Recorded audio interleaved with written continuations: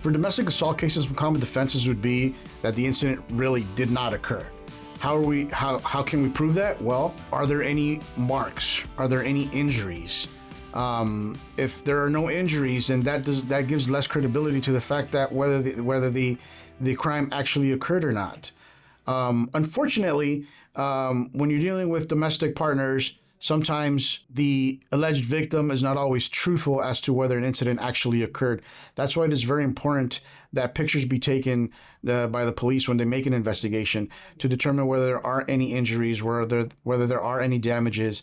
A review of the scene of where this incident allegedly occurred does the scene look in disarray? Does everything look where it looks like it belongs where it should be?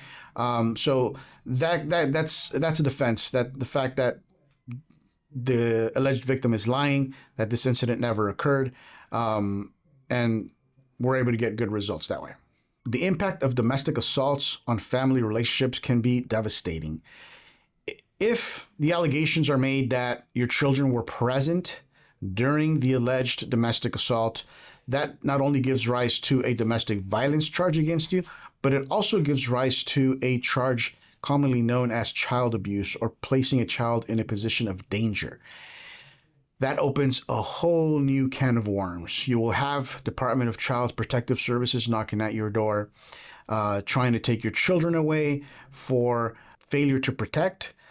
They will forcefully request that the alleged victim file a restraining order against the alleged defendant, again, creating that wedge and creating that separation of your family. So it is having a domestic dispute charge against you can wreak havoc on your family relation. A lot of time people ask, what is the difference between a protective order and a restraining order? Well, a restraining order is an order that a person goes to civil court for, alleging domestic violence or domestic harassment. And it is a stay-away order, in essence. It is an order that says that, person A has to stay away from person B 100 yards from their residence, their home, their vehicle, workplace.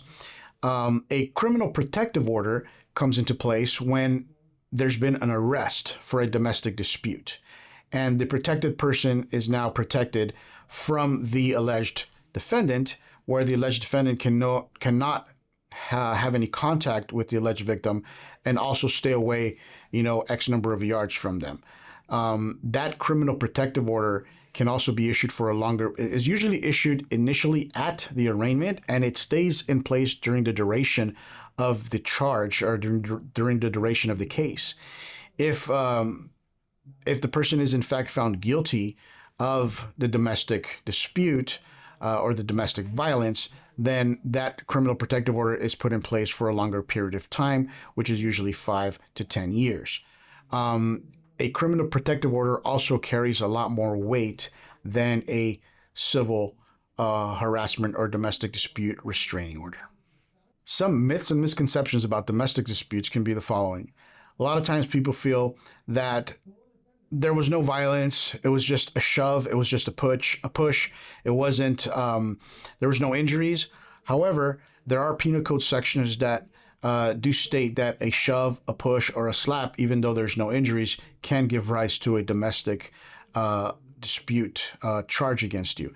It's not specifically categorized as domestic violence, but it is categorized as spousal battery or domestic battery. So a simple push or a simple shove can give rise to those charges.